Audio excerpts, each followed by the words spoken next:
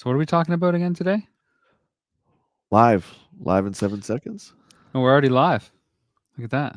Live in We're 7 seconds. live. We've been live for 13 seconds, 14, It's 15. true. This is the show, 16, 17. Yeah. So it's a show about waiting to tell people what we're doing. Show What, about nothing. it's not a show about nothing. I've seen a ton of Jerry Seinfeld interviews lately, and he's been Too correcting much, too people. much. It's too No, much, isn't it? I like Jerry. I He's like him. he's like nowhere ever, and now it's like And because then he's promoting suddenly this the he's movie, he's everywhere. everywhere. The Have you serial movie. seen? Have you seen Unfrosted? It's on Pop Tarts. It's not on cereal. No. No, I've seen it. I have seen it. Uh, What's funny is he talked about doing a Pop Tart movie like in 2011 on Howard Stern. yeah. But what I love about his interviews, he's like, "So do you want to do more movies?" He's like, "No, not really." People think like this is the end of everything. Like they're so excited to make their movies, and it's like movie culture is different than it was. Like nobody cares about movies anymore. Like clearly, he has this Netflix deal because he has stand-up specials on Netflix now. Comedians in Cars is on there, and he just Well, doesn't care. listen, okay. And you and I talked about this before. We're big fans of Jim Carrey, fellow Canadian. Jim's a great guy, right? We know him quite well, hung out with him a few times. I don't remember that. But him and Seinfeld have this same philosophy. You always go through TikTok and it's always filled with Jim Carrey quotes. It's like, all that matters is right here and now. And then Jerry's like, all that matters is you're doing what you. Yeah, that's safe to say when you're a gazillionaire.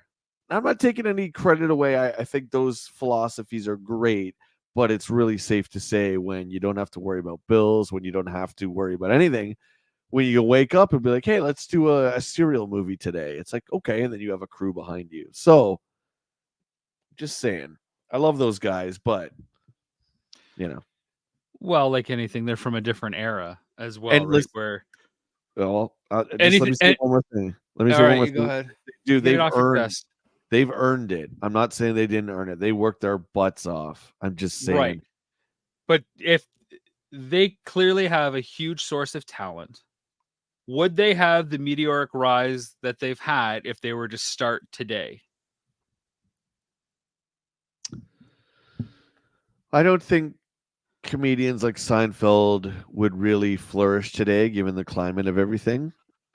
I'm not saying that he wouldn't do well, but I don't think that he would explode right off the hop. Jim Carrey's a little different. There's still no one really like him. Yeah, but Uh, movies are different, right? We don't go to the movies like we did before. We don't watch sitcoms like we used to before. Everybody is streaming. We're not like doing appointment television. There's no must see TV. None of that exists. These guys made their fortune like pre Napster, where you were raking in, the mountains of sugar booger bugs, and you had the ladies that you could pay to do whatever you want, and that was yeah, okay in Hollywood. yeah, but look at They're from a different time, look and I at don't Jim's think they'd work get there. though. Jim blew up after Ace Ventura, and all those movies, Ace, The Mask, Dumb and Dumber, Cable Guy, even Liar Liar, they're all so original. I know The Mask is a comic book character, but those movies and those characters are all so original. Um, Exactly. That would never happen today. that's what I mean. Yeah. So if they were allowed to be in movies like that, I think they would succeed. But yeah, I think the climate's changed where movie companies, TV shows are only doing safe things. And dude, we've seen this in music, movies, TV shows, and video games. It's all just stale. Even in toys, it's all just Yeah. stale, recycled nostalgia. And I think our generation is really starting to, it's getting more and more diluted to the point where it's just water for us now. It's like there's nothing there. And this is what I love about Unfrosted, the Seinfeld movie that led us to this topic. This is like the most, in one hand, pointless movie ever. It's it's completely hollow calories, just like the thing that it's talking about. You know, you grab it because it's there. You take a bite. It's amusing for a second. You make a promise never to have one again in the next 6 years of your life. Right? That's kind of what entertainment has become. You binge it, you watch it. Don't like that taste. You move on to something else. It's like this Yeah. regurgitated crap. And but hey, you're gonna like all the frosting on this version, which is like all their celebrity comedians that are in this. That's the extra draw to watch it. I think it's a really smart film, and it's a commentary on where we are with media. Nobody's talking about that, People are just saying it's good, it's bad, and moving on, which is, again, part of the commentary on how we consume entertainment nowadays compared to how we used to in the 90s, Jay. What the hell's the 90s? Oh, that time. I remember like a 1 or 2 years of the 90s, I think. Hey, look at all these lovely people here. Good to see you People in the guys. chat. Cutthroat Comics, Overnight Kyle, Marco, 89 Sigma. I guess I could highlight some of these people out there. Hey, 89 Sigma says, hey, Rob and Jay. First of all, it's Jay and Rob, or he's not playing. I really enjoyed Nintendo Quest really much. Did you ever meet Billy and Jay the Game Chasers? Yeah, met them a couple times. I interviewed them for video game box art. Billy appears in Nintendo 64 Quest. So there you go. Jay looks like Dave Grohl. Well, when you Marco, I love sacrifice you. yourself to the altar enough times, you begin to take the image. Yeah, and I mean, you know what? I'm not embarrassed by it. My haircuts throughout my whole life have been modeled after whatever Dave was doing. I don't care. At this point in my life, what do I care? I can't embarrass myself any much more. So there you go. Silver Night causes stale, recycled nostalgia would make for a great band name. That would. Sure. SRN playing this Friday at the Whippet Lounge. So what? At Richmond. Richmond's like the only place left. Well, back in the 90s, Jay, all of these places were around to play because we couldn't just click our magic boob tube and watch everything. It's funny how I get called out for looking like Dave when my hair's up, but never when it's down. But hey, there you go. Well, the Foo do Fighters you want to shirt. be called Dave or do you not want to be called Dave? I'm not sure what your reaction You could is. look. You could say I look like anything. I've been told I look like Ben Stiller before. I've been told I look like Dave. I've been told You look like the guy from Pentatonics. That's another one that keeps coming up. I don't know who that is. Yeah, but yeah, Christoph, what's up? How's Poland, buddy? Good to see you. Dale says Jay Nintendo Quest look like Eddie Vedder from Pearl Jam. So you look like Eddie Vedder. I look like Eddie Vedder too. Hey man, I'll take that. I'm actually looking forward to Nintendo 64 Quest. He's actually looking forward to it. I'm as surprised as you. I'm looking forward too. Like I didn't think I'd be looking forward to it, but I actually am looking forward to seeing it. And if there's one game out there, one NES game that he's been looking for, it's Mighty Final Fight. He's been looking for it for 10 years. Jay, how would somebody go about finding Mighty Final Fight? How would you do that? You got 30 days. Doing it one the way NES we game. do, you just got to drive around, man. That's it. If you want to do it like old school and you don't want to go online, you can just go on any forum online and find it, no problem. But if you want to do it old school, you gotta drive around, call places first. Sure. If you have time, blindly go around. That's fun. If you have time. You got time. What's up, man? Bring a camera crew too, because if you're gonna find Mighty Final Fight, you're gonna want that camera crew to capture it. And let me tell you, it's worth it. Some of these NES games are rare because they're just bad and they didn't sell. Mighty Final Fight's so good. Capcom. Awesome. Yeah. Capcom. I'll never forget when you found your Mighty Final Fight in your basement. Remember that on Dalhousie?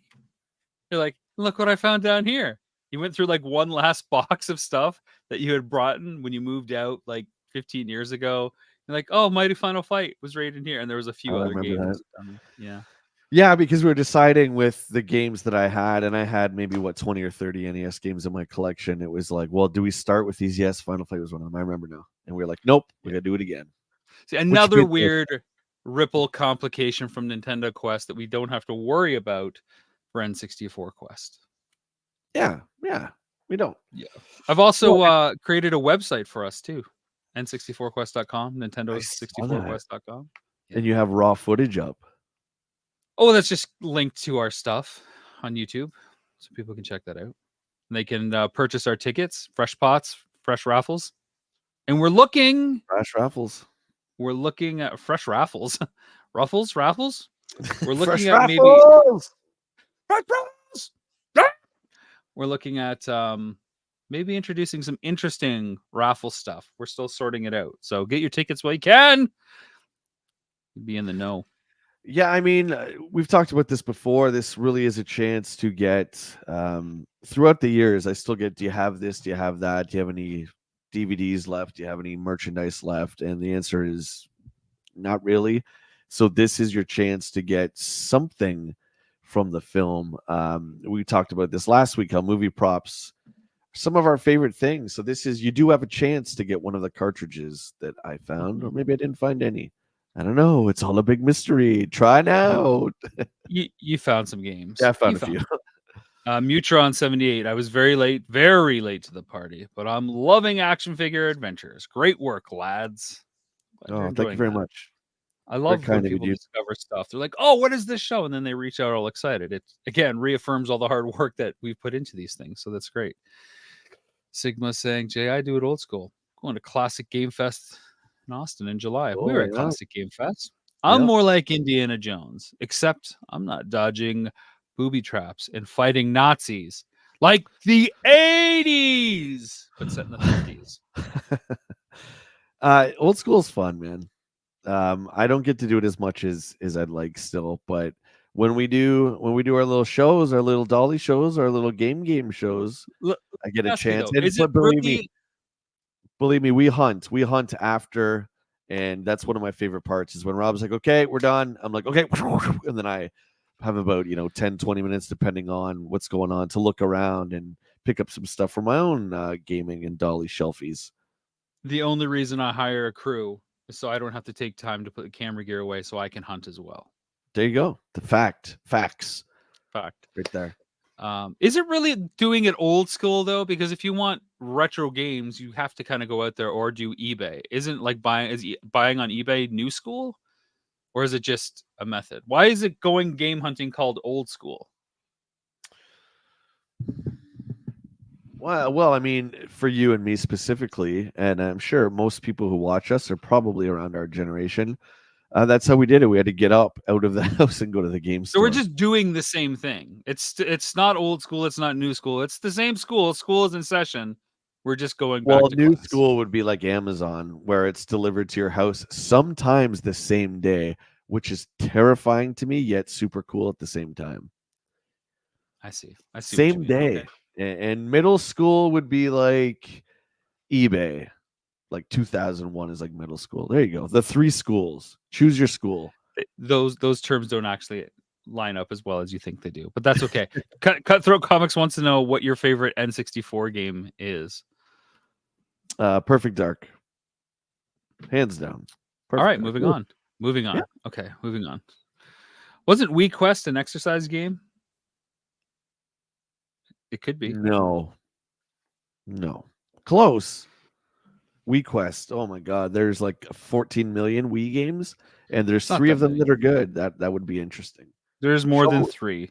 There's Call it probably Shovelware 20. Quest. Shovelware Quest. You know, our good friend Todd Curtis has a complete Wii collection. Oof, it's impressive, man.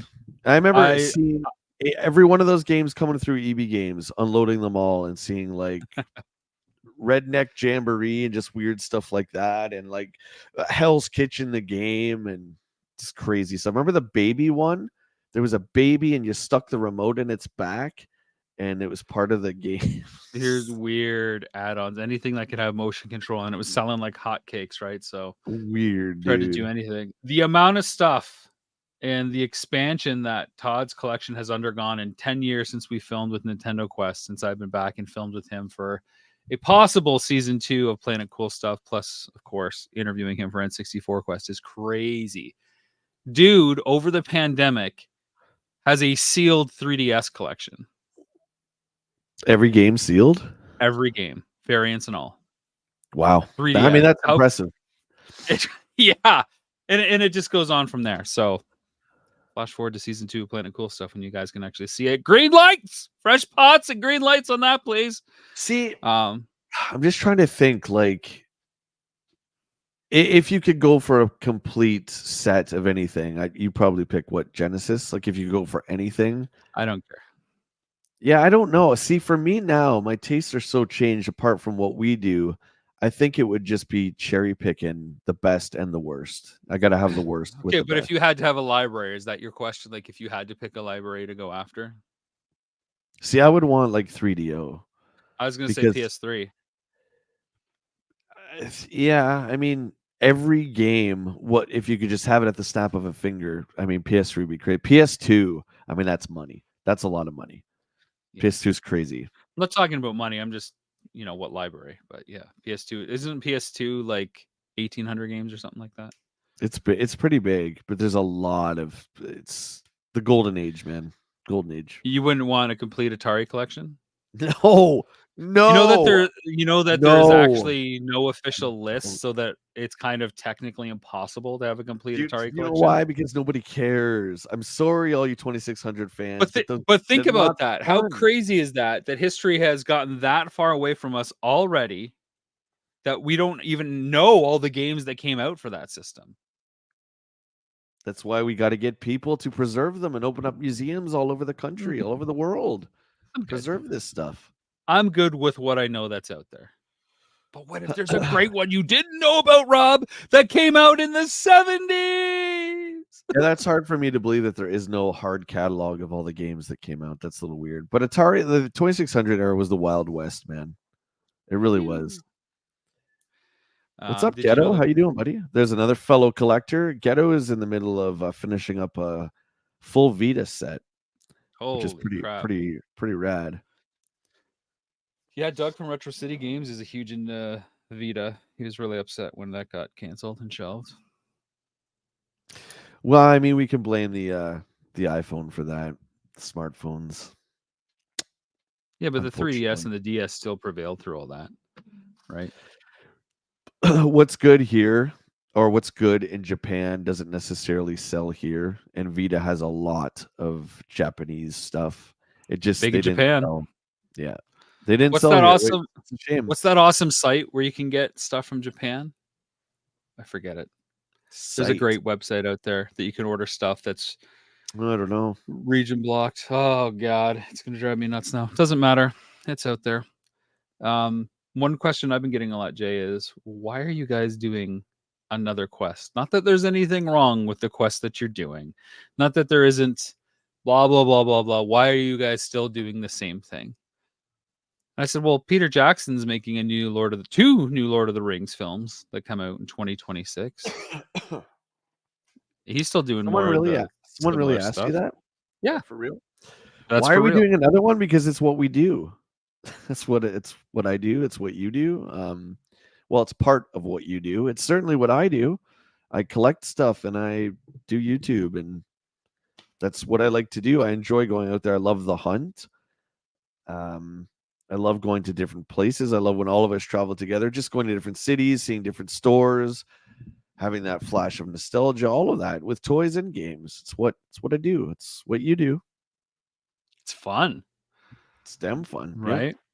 It's one of those still few unpredictable things. You don't know what you're going to find in every store. You don't know who you're going to run into. It's like we said for Nintendo Quest, much like the games that we play, this is a game in itself.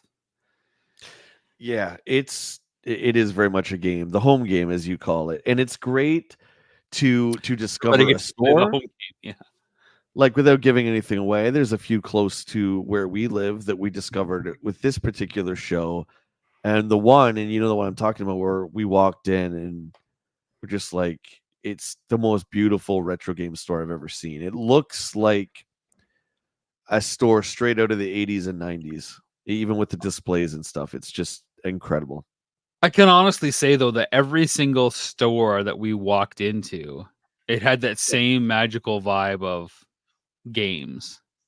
Oh, Yeah, what I mean, what there's what what can we pick up? And like just that tingle of excitement of what's in the counter, what's on display, what do they have? Every single store, big, small, newer, older, more retro, more contemporary, all had that magical vibe. yeah, it just goes to show. I mean, there are stores out there. I mean, retro game prices are they're expensive. I don't know. For me, Astronomical. listen. For me, I don't. I just don't notice it that much because to me, they've always been expensive. Um, except in like the early 2000s, around there, dude. I think it's because you and I held on to our games, right? I So there sold on mine. wasn't. Okay, well, I held on to mine, Show off. all my I held on childhood to my stuff. Genesis games. That's the So ones stuff I did. for me, it wasn't like this big, like, oh, let's go do that again. Let's get some games when we were kids, right? It's because it's like I kept a lot of my stuff. So I've always searched for retro stuff. I guess in like 99, 2000, that stuff was pretty cheap. But I was really getting back into toys as you were too around that time. So the games wasn't really at the front and center. And I would say when James Rolfe came out and all that culture started and pickup videos started to become a thing, and the Game Chasers, of course, are pioneers of that stuff too. I mean, that's when the prices really started to take off, right? And any game that James will showcase on his channel, the Angry Video Game Nerd, always skyrockets that price. Like plumbers don't wear ties. Look at that. Look that one up, man. it's it's crazy. Is it crazy expensive? Yeah, especially with the box. If you have the cardboard box with it, forget it. Forget about it. Yeah, I bet. I was thinking about that this morning while I was making coffee. What toys was I buying while we were playing 64 so frequently? And I think there was some like Toy Biz X-Men figures here and there, the odd Batman figure. There really wasn't too Yeah. many toys that I was scoring until 99 2000. No, yeah, no, that's what the time period I was thinking about. Yeah, we weren't doing toys really. We were jamming, we were playing video games a lot, but remember it's not Bounty Hunter, the whatever the trip was where we went to this one place and we saw the flag again. I don't remember where that was. It was near Toronto, but it Yeah. was in like So Treehouse. 99 99 2000, and we saw there was a store that had like old Oh, retro Joes, and that's really where yeah. I was like, oh, remember the yellow Joe shirt I got and stuff, and we were Yeah, just yeah. It was really like getting 3 back into blocks that. south on Yonge from the movie poster store that we would always go to. Yep, they had the flag and they had all these Joes, and I was just like, wow. I And then got I Lewis remember, from Ghostbusters. yeah, and remember Brom, who's the owner of Heroes in our town here, we he just became the owner of Heroes. We went into the store. I'll never forget this. And he had the glass cases, and he had like used Joe vehicles and used Transformers. And I'm like, oh, it's so weird. Why is he selling used toys? Yeah. And then that was kind of like, oh, okay. And that's when that really took off for us, I think. Do you think Nintendo made a huge mistake in the 90s with the 64? I mean, a lot of people like to talk about the PlayStation 1 and the Saturn versus the 64 and that fifth generation of gaming. Did Nintendo screw up that with that release? Well, it's easy to go back now and kind of say they made a mistake here and here. I think the biggest mistake they made, it's not the CD-ROM, it was that they lost Square because they wouldn't do a CD-ROM and Final Fantasy was just too big.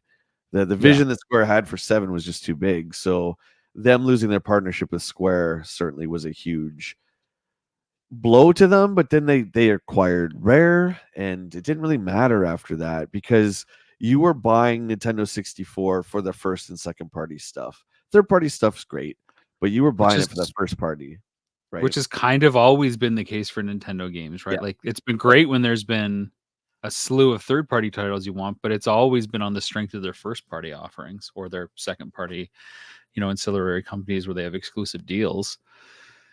But Yeah, I talked to a lot of people about the whole Square and Enix side of like losing them and losing potentially Final Fantasy VII. And it was rumored at one point with the 64 DD that it was going to get ported. And then of right. course that didn't come through.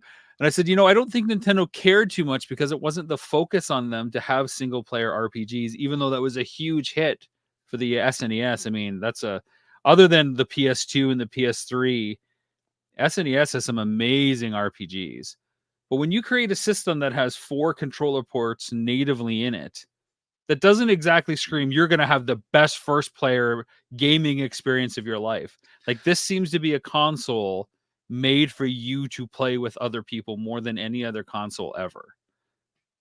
Yeah, yeah. Statistically speaking, the Wii U and the Virtual Boy are considered commercial failures, which the Wii U is not, even though it's considered that. I would say In my humble opinion, that the biggest mistake they made was the GameCube, and that's because I think they were just trying to keep up too much with what Microsoft and Sony were doing.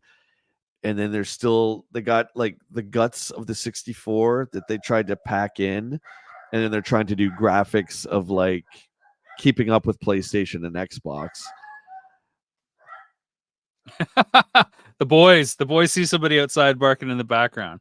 Yeah, I think the GameCube is kind of like the evolution of the 64 in the same way that the SNES is the evolution of the NES. It's 4 controller ports, it's better graphics and processing power, and kind of bringing all those key marquee franchises that were introduced on the 64 forward. But when all you're trying to do is evolve and tune up the engine under the hood, you get a little stale. There's a little bit something that becomes stale in that. Yeah, it might look better, and this is the same thing I feel about the SNES, and maybe you agree or disagree. But it's one of the reasons I don't find it as an interesting console to talk about or a library to explore. Yeah, it looks great. Yeah, there are great staples, and yeah, there's some cool collectability stories. But it's just kind of like the better version of, rather than this new thing that tried to do this experimental thing that nobody had seen before. Like, that's more interesting and fresh to me. Yeah, and we've seen that throughout Nintendo's history. So the GameCube has the guts of the 64 or the external parts of it, and then we see that with the Wii U, which had a lot of the parts from the Wii, but the system that always follows something really innovative doesn't do quite as well. And I Yeah. think Nintendo does the best when they don't try and compete with third party. Like GameCube was the last one where like something like Splinter Cell, right, would come out on all three, and the GameCube would always sell the least. So I'm glad that they ditched all that with the Wii, and they're like, okay, we're going to do something completely different. We're not going to compete with Sony and Microsoft with graphics. We're going to innovate with the way the controls work. And they certainly did.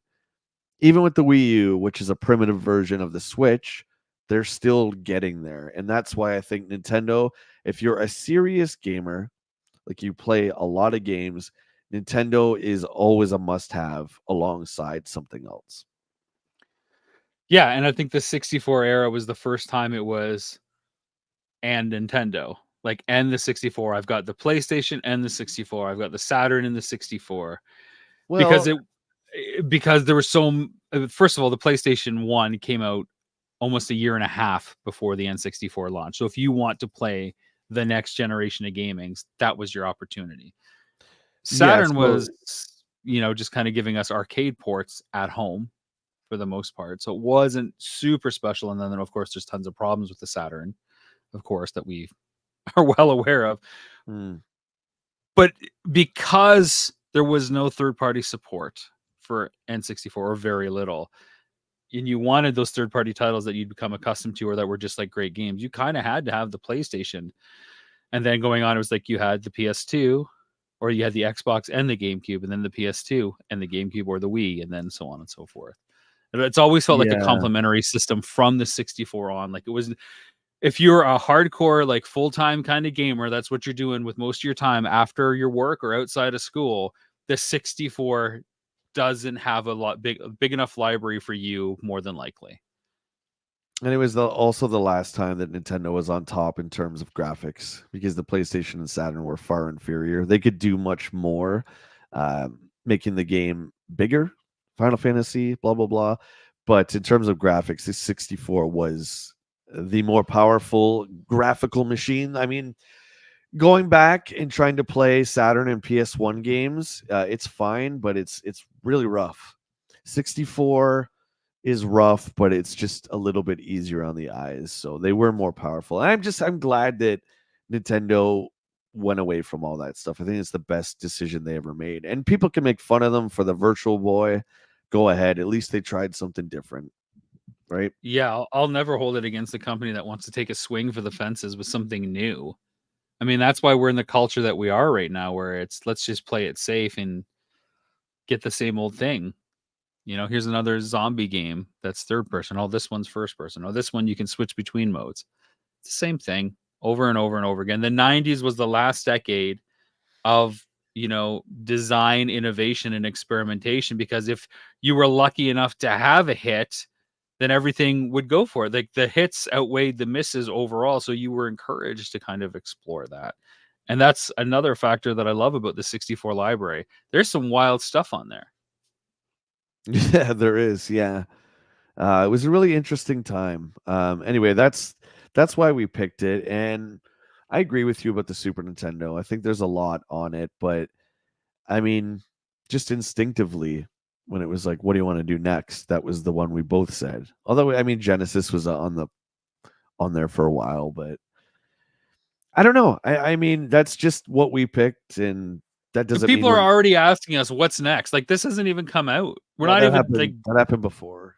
It's fine. I yeah, but take that as the a second we compliment. announced it, it's like, well, what are you doing next? That's hilarious that people are so interested in what we're gonna go after that they want to see. They just want us to say the thing that they like so bad. And I think that's great, and don't ever stop doing that, guys. It's a complete compliment for us for sure. But yeah, we got to get this one out. No, no, no. Stop doing it. Appreciate what That's you're all getting when you you. get it. That's it. That's all your work that you got to put into it. My stuff is more or less done, more or less. But Must be nice.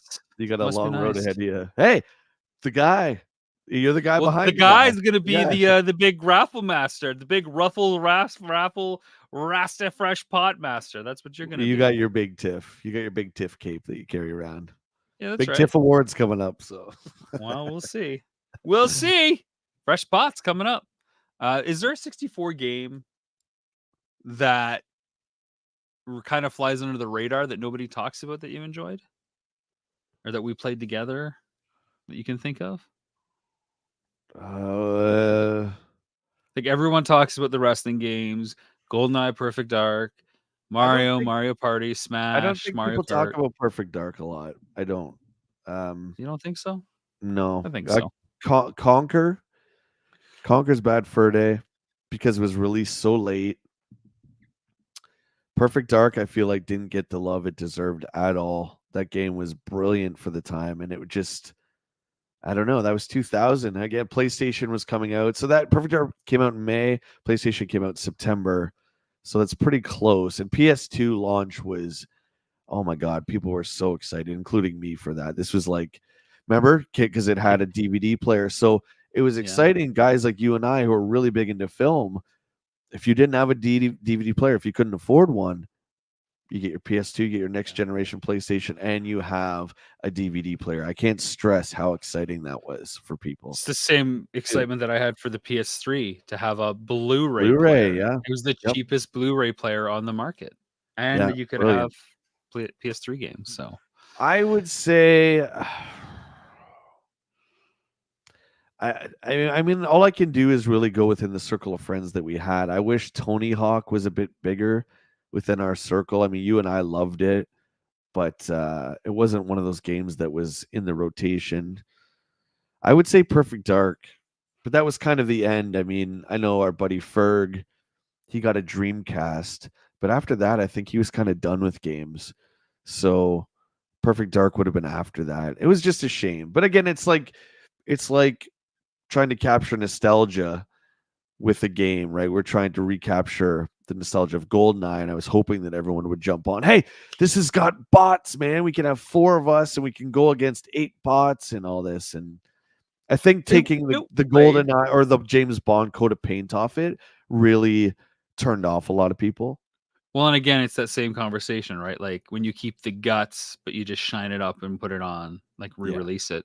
yeah. Not that it's a straight re-release by any means. There's a lot of great stuff going on in Perfect Dark. But I think that's when we also switched to the wrestling games a lot because we're really watching a lot of Raw and SmackDown and But dude, following that I stuff. got into the Ted Turner era of WCW because of those games. It was that first, I can't remember, WCW First end. Nitro. No, the WCW World Tour is before the Yeah. NWO one, Revenge. Oh, okay. Yeah, World Tour and then Getting NWO. those got me into wrestling, and I was like, oh wait a minute, Hulk Hogan's in WCW. Oh wow, and Sting is still there, and all the old school guys from WWF were now in WCW. So that's where I started to do that. And then you I think you talked me into, or maybe we went together. I can't remember how we got WrestleMania 2000, but that was the first. So the next thing on my bullet points of things to maybe talk about is, Yeah. are there any specific gaming stories that come out? So along the same lines, we're looking for the next great shooter, and Tom Clancy's Ugh. Rainbow Six came out the same day the WrestleMania 2000 came out. And he said, I don't know, man. And I said, well, we're looking for something cool to play, something that's like GoldenEye. It's You based on said spies. wrestling, and I said Rainbow Six. No, we both wanted to try Rainbow Six.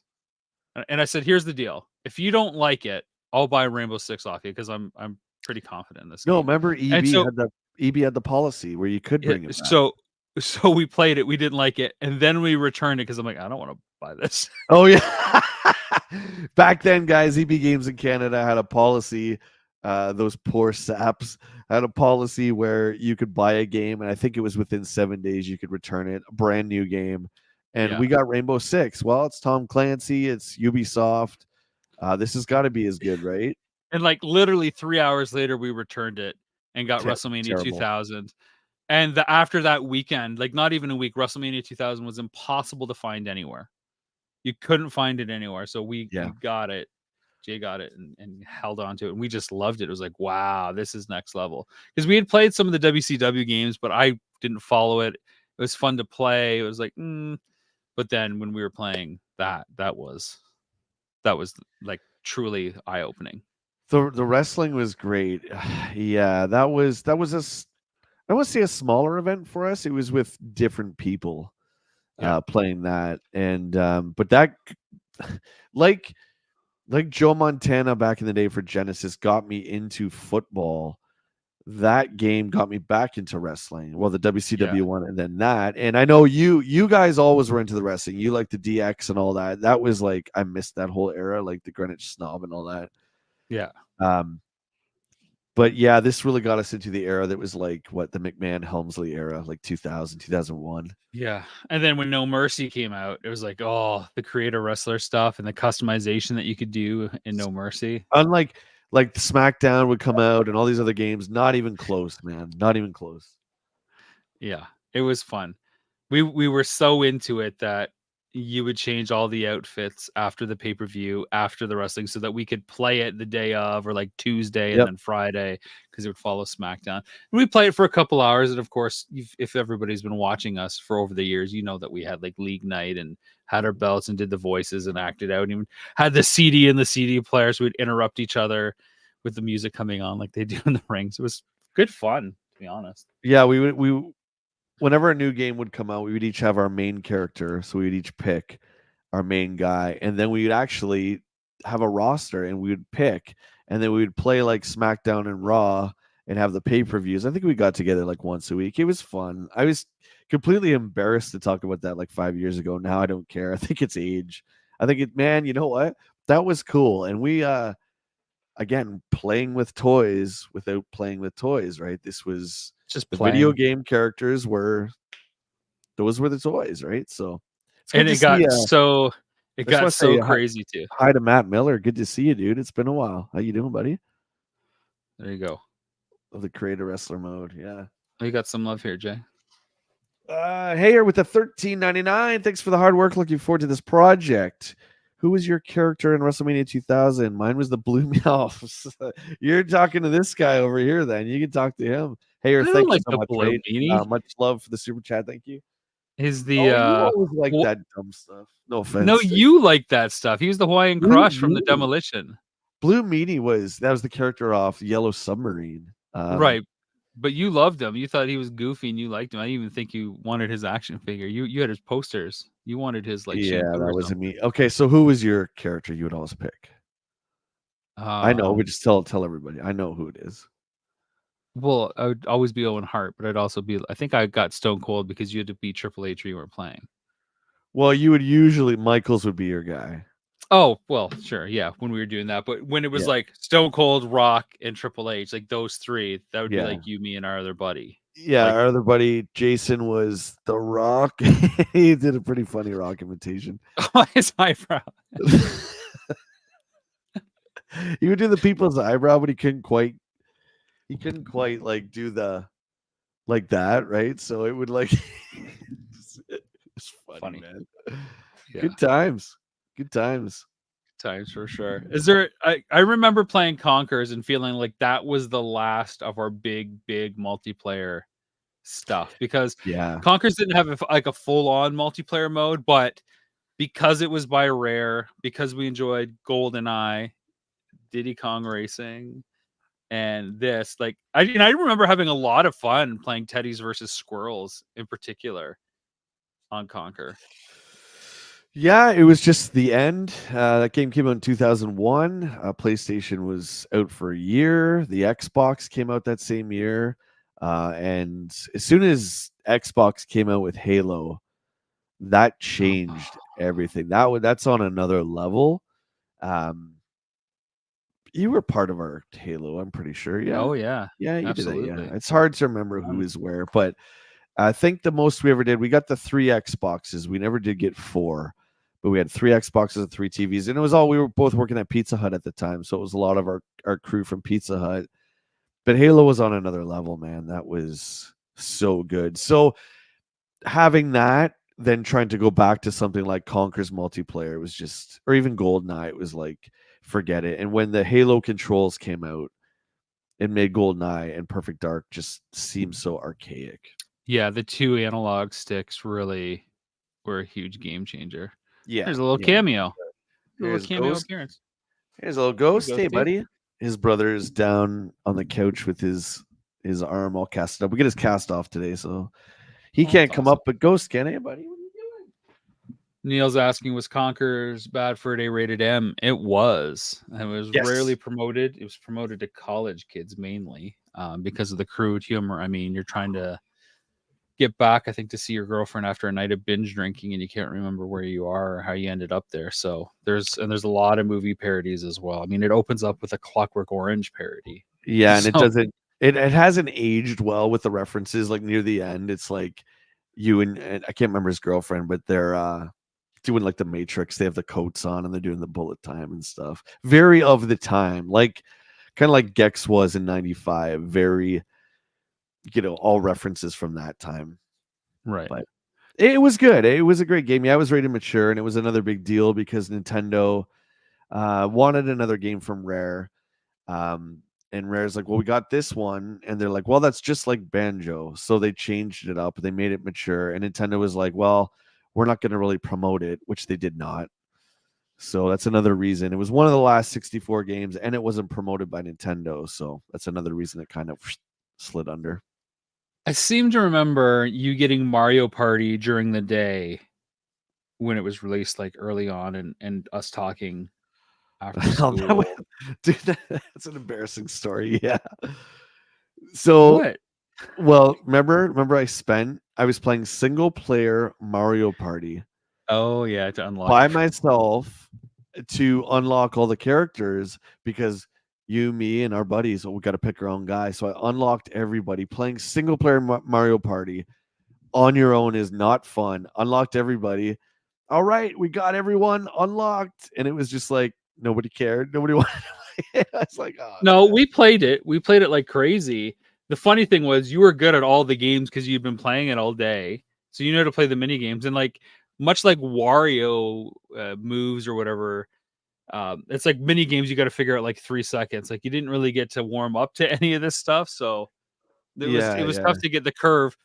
But I specifically remember seemingly feeling like there's a new Mario Party like every 6 months after it was Yeah, released, and it's like, oh, here's another one, and they released 3 of them within like 2.5 years or something yeah, like it was that. just for me, it was they weren't quite as fun, and I think that's because remember the one when you're on the ball? That one was funny when you had to knock people off the edge, but Yeah, not all the games are that great, and I just think with our group of friends, it just didn't take off, so and that's fine. That's fine. Hey, Samantha, how you doing? Good to see you. JT, I didn't see you come in. Good to see you, buddy. doesn't sound like too much of a party, Jay. No, I wasn't, man. A lot of tears. A lot of tears. The way Well, I'm she glad goes. everybody's commenting on how much they're looking forward to N64 Quest. It again certainly helps fuel the desire to get this thing buttoned up and finished and out the door the right proper way, as well as looking forward to our ongoing promotion that is going to happen. We're going to do this Tuesday morning time slot, 11 to 12 Eastern time, unless there's some weird thing that comes up that knocks it off. But it's a pretty safe spot for me. And folks, it's always me that is the question mark, as you may have noticed if you've been following us for a while.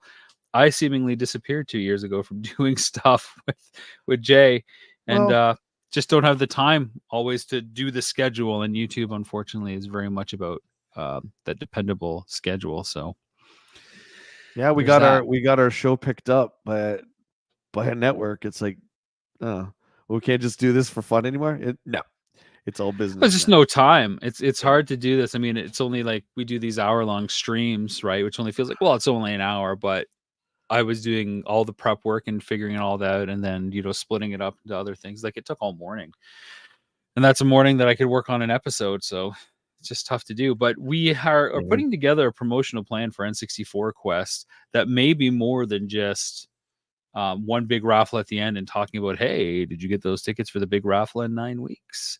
Mm-hmm. I think we're looking at doing a mini raffles leading up to the bigger one, and we're just trying to figure out the best way to do it. So we want to sleep on it a little bit, but if you've got ideas, we're always listening. So let us know what you guys are thinking. What was the most disappointed Yeah. game that you remember playing for 64? I think Well, that Rainbow Six, I think you hit it on the head. Cause I mean, pretty I didn't even really know what Rainbow Six was. It's a tactical shooter, and we're used to like run and gun, shoot everything. Rainbow Six is the complete opposite of that. It's even way more tactical than Call of Duty. It's like peeking around corners and stuff like that. And we're playing, and I think it was only 2-player split screen, wasn't it? It wasn't even 4-player. I don't even remember playing like 2-player or couch co-op at all. I remember just trying to play the first person game, and it was like you start in the middle of this field at night and you're like, which way do you go? And Yeah. I think we literally played it for like 40 minutes, got something to eat, and then like returned it. Like it didn't Yeah. grab us at all. Most disappointing game. That one would have to be up there. Um, I remember us getting Duke Nukem as well. Duke Nukem 64, trying to once again capture that multiplayer, and I think that it worked for a little bit, but there was just something off about it. And again, I give my credit to Rare, because Rare is such a good company that following in their footsteps is rough. Not that Duke Nukem's copying GoldenEye, but I'm just saying it was compared to Yeah. GoldenEye, and yeah, not even close. When I think of the 64 era, whether the games are good or not, it's that whole scene though that kind of floods back, the 90s, Jay. I remember like all those quintessential albums that we would listen to, like The Color and the Shape and Nimrod and like Yeah. like Melancholy and the Infinite Sadness, like all of those, like all that like landscape, that soundscape, and all the movies that were coming out that we'd watch over and over again or just discover. It's all part and parcel to this whole experience, because while you're playing these games, you're obviously talking about these other things as well, and it just you can't divorce one Yeah. from the other. And I mean, everything. I often sit there and think, is it because I was born in the 70s, grew up in the 80s, but my young adult years were in the 90s. So I'm always sitting there thinking, well, was the music really better? Were the movies really better? Was it just a better for pop culture? And I have to say, it was. Look at the state of music now. Look at the state of music now, man. I Well, can't there's like no listen. incentive, right? There's no promotion. There's no That's incentive. right. You can't get That's right. excited about it, but you certainly have to pay $400 for a concert ticket to see these bands. Well, I mean, that's a reason why it's all these legacy bands, the big metal festivals. It's still Metallica, Megadeth headlining. It's like who else is there? But I agree with you. It's like, what incentive is there for a kid now to pick up a guitar? And I'm not being cynical, I'm being serious. Why would they pick up a guitar other than the self gratification of wanting to play like the best instrument in life? But I'm just, aside from that, career wise, what are you going to do with that? I know in Yeah, there's our town here, it's friggin' brutal, man, to get any kind of gig, any kind of exposure. The last um band I was in where we were doing originals, it was like we would go to the clubs, we'd show up. Oh, well, how many people can you bring? What? What? We're the band. What do you mean? How many? Well, if you could sell like 100 tickets, you can play. It's like, isn't that your job? So it's very much different now. Yeah, it's too bad. It's too Yeah, bad. I don't That's my I rant. don't know how we've gotten so far away from it other than constantly being fooled into believing like, hey, look how much cooler and better and quicker this is now. Well, everything is There's devalued. something lost, and I don't know how we re-add that value proposition.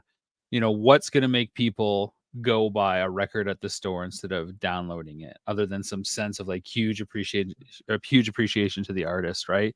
Like, mark my words, we are going to see basically digital downloads only very soon on gaming systems, right? Like Toys R Us in Canada doesn't even sell video games anymore because they can't compete with Amazon. Most people are Well, downloading a lot of stuff without buying the physical version, even though it's the same price, which is a whole other topic. And so we're getting further away from needing to actually ever own and touch anything, which I bring up because if you can't hold it and touch it, then how can you value something that doesn't exist? It's really hard, it's right? it's it's humanity, and we joke about it on my channel all the time. It's like, what's next? And we've talked about this, Rob. What's next? Digital action figures? Well, won't you be happy with just a 3D render of the new Falcon figure? It's like, no. Yeah, no. Matt Miller says the music paradigm shifted in the last 2 decades. It used to be bands would put out an album and tour in support of it. Now the album gets released to create a reason for them to tour. Now it's not even that. There's festivals that are being put together to be like basically a greatest hits CD. Essentially, if here's all the bands that are going to play 30 minutes each, and maybe we'll buy Well, the new yeah. EP that they release. And that's the thing too. Nobody wants to hear the majority of people don't want to hear new music. I popped on, I was on TikTok the other day, and John Cougar was playing somewhere. And it's like, guys, how you doing? He's like, just a little small club. And he's like, I got a couple new songs. Can play one of those, or we can play the old ones. And it was like a unanimous wave, old one. And he just kind of chuckles. He's like, okay. And he played Jack and Diane. It's just like we can't get past the nostalgia. That feeling is so addicting. But there's a Um, reason why it's addicting, right? It's yeah, because life was better, and we want to get back to that point because those are the years that informed us of who we are, and we're racing to keep up with everything that's going on today that we don't know who we are because we have nothing that grounds us like those experiences of waiting, looking forward to something, putting the effort into something. That's all yeah, character building stuff that shaped us who we are. It's like when we want that nostalgic feel, people are like, oh, it's just rose colored glasses that you just want to look at that and say remember when and how it was great, like live in the present. Like, no, that's a cry for wanting something that used to exist to be part of our world today that's missing because it was important then, and our psyches need that now to fully function and replace that missing gap that's so clearly missing from who we are. yeah. I mean, when you're listening to music and there's not even like a melody, it's just a bunch of squeaks and whistles. And I mean, and it's not like I don't search Squeaks for and whistles. music. Yeah, like if you put on any like pop artists, I'm not talking about Taylor Swift, but a lot of like pop artists, it's just nonsense now. Then I think of like Material Girl by Madonna, and it's like angels singing at you. Do you know what I mean? You put on something today, and it's like, and then I'm like, do I sound like my father? Am I yelling at the clouds? Man, he hated my music. Am I like, have I become that guy? I don't think that I have.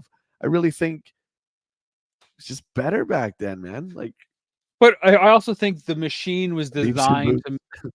to make us feel like it was better and something that we had to appreciate. And I don't mind a little bit of smoke and mirrors when it comes to that kind of stuff. Like I don't mind the hype. I'm famously say, I don't like to give in to something for hype's sake. And when there's too much hype, it turns me off. That's for sure. I Yeah, mean, we've you talked gotta about that with watch certain this. You games. gotta see this. Gotta It's like, watch this. You gotta see this. You gotta buy these toys. They're the best. It's exactly what you like. Only no. It's like, I'm good. But at the same time, when people are putting effort in towards it, it's like, yeah, you do want to take a second look at it. Whereas today, there's just a glut of everything out there because everybody can make something, everybody can create something. And how do you discern what is value and what is not? Nobody has the time to go through it all. Nobody wants to invest the energy and the dollars to promote something against the sea of noise. So things get really lost. I mean, you look at any eShop, right? Pages and pages and pages of a single thumbnail that's trying to get you just to make one click so that you Yeah. can learn more and maybe see a trailer. Yeah, I mean, There's no commercials for gaming anymore. Can you well, believe that? That's one of the best parts about doing N64 Quest. Looking at all the archival stuff and remembering how cool it was, and remember seeing these commercials for the first time and the slogans and stuff. Doesn't exist. no, and people keep saying, that the state of gaming is it's in such bad shape now. Well, I think that the state of gaming for AAA titles is in bad shape now because again, we're sick of the same stuff. And I always talk about Spider-Man 2, and I'm not slamming Spider-Man, nor am I slamming PlayStation, but that game's just a bloated, shiny, hollow nothing with the Oh, thank story of God. Venom. The story of Venom again, except now it's not Eddie Brock, it's blank. They switch out. It's like, oh Oh, man. phew. So I had fear of missing out on that one. I was about to go get a PlayStation 5 3 years later and play it. I don't have No, to. you're good. Well, that was just I was happy when we completed that on stream. Hey, what's up, Rye? Love you too, buddy. Um, I was happy when that was over. It's just like gaming is still great. You gotta look for it. Like there's a lot of great indie games, but yeah, they're not getting pushed in our face like AAA titles do, right? So it's not Right. as in our But they're face. also way more inventive, right? Oh yeah, for They can sure, take absolutely. chances because they've got a team of 3 people that just think it's fun and they're gonna try it, and they have much lower expectations and much lower stakes, and as a result, they can put that love into it without having all that stress and pressure. And that's not So to say be there aren't great AAA games, because there clearly are, but when you see like uh, the year that we had last year with all these amazing AAA games that came out, and then like more than like 70% or whatever the number is of people getting laid off in the wake of those games getting released because they can't retain all those people. Like, what's the point? You're just destroying the wow, industry yourself when you don't retain and value people. that's people who don't know what they're doing who are in charge now. Like I don't understand why something has to like do double of the like say a game has to It's do double. marketing. But that's I so mean, stupid. You're you're creating right. standards that are impossible That's to do. right. So it's like this Spider-Man has to do double. So when Spider-Man 3 comes out the game, it has to do double of what the second one did. It's like, That's right. why? Why? How rich do you need to be, man? Like, It's there's a ton to unpack there. In the short time that I made video games for a video game company, we would pick a date to release the game, and it was like seemingly like there was no like thought into why we're picking that date. Well, we got to get it out in this time because this is a good sales period. Well, how long does it take to make the game though? Oh, it doesn't matter. We'll just work 17-hour days for the last 3 weeks to get it done. It's yeah, like yeah. that doesn't make sense. And then about the sales and needing to do double and bigger, that all started because of Jaws. You know, the 70s was about, we'll do a hit and miss. The hits will make up for the misses. We said it before, but then Yeah. Jaws came out and everybody was like, I want more of that. I want more of Jaws money. So then the 80s, you see tons of sequels because it's like, hey, we can get more of that. It's the same thing, make more money. Hopefully spend a little bit less, but what ends up happening for a sequel is you spend about 25% more and you take about 25% less in, because you're not going to see the sequel unless you like the first one. And not everybody likes the first one. So then you have a reduced audience right away. And only idiots make follow-ups to documentaries because documentary is the smallest niche out there, especially since they make no money at all. But that's just But who we they're are. timeless. They're timeless, aren't they? Yeah. Did you see the sequel to Super Size Me? Nope. Nobody did. Nobody did. No. Well, for me, it was just like, I mean, I get it. Like that first doc was great, although it turned me off of McDonald's. I was like, Oh, oh man. made me want McDonald's more, seeing it all for 90 minutes. Jesus, that looked tasty. That's amazing. Oh, here's another game that came up. I highlighted a second ago. Rush 2042. Hollywood Machine, baby. Hollywood Machine. You and Yeah. I played that forever. Just the stunt mode, trying to get the So points fun. and stuff on that. Just That was stupid, fun. stupid fun. Yeah. That led us, I think, to a few years later with Burnout and having that same familiar feeling of Burnout was sending the great. car But crashing then, and but then you're, getting flipped. you're isolated, right? I mean, if we're playing multiplayer, it's with a headset, which is a great experience on its own, but different. I just remember being like, because there's nobody here. It's like, oh, We can't like punch each other or like laugh or like throw stuff around. It's just like, oh, It's okay. also Well, the weird thing that happened with like Doom 64 and mm, Doom on Jaguar. Doom on Jaguar was the big kind of like oh moment because we had been playing Doom and Doom 2 uh over the modem, the 28.8 modem, yeah, I think it was. yeah, And so we could play with our neighbors and people across the street. And then when we got it on, you got it on Jag, and it was like it was cool because you had the whole keypad, so you could just press the button to switch the weapons, but you switch your weren't weapon. Yeah, playing against somebody else. You were yeah. just playing like the game, and it's like, oh, the magic of this really is the design of this game mirrored with connecting to other people out there and having that experience. And then it just never felt the same after that. To end this, this is just the way I see it. We're losing our humanity. We're losing a big sense, which is touch. And people can make fun of me all they want. Like grabbing a game and actually holding it and being able to do what you want with it may seem like an old school to kids who grow up now, but man, it's still yours, man. Do you know what I mean? We're losing So that. We're I'm going to end on the ultimate humanity point. I don't know if you have anything to show for a spotlight at the end. Do you have something that you want to showcase? I no, can give you a couple. I can give you a couple minutes. sure. You make yourself Okay. big, I'll grab something. So, Planet Cool Stuff, our season 1 Kickstarter campaign has wrapped up and we're sending stuff out. The discs have arrived at our shipping location in Texas. Our good friend Nathan is going to be sending those out as soon as we get all our reward surveys. And one of the rewards that I offered people was a really bad sketch because I am not an artist by any stretch. So I offered the people a chance that if you wanted me to do some artwork that's really bad, not because I'm trying to make it bad, but just because my ability to draw and create art peaked at the 7th grade, I would do something for you. So I've streamed one of these, and this was back in December.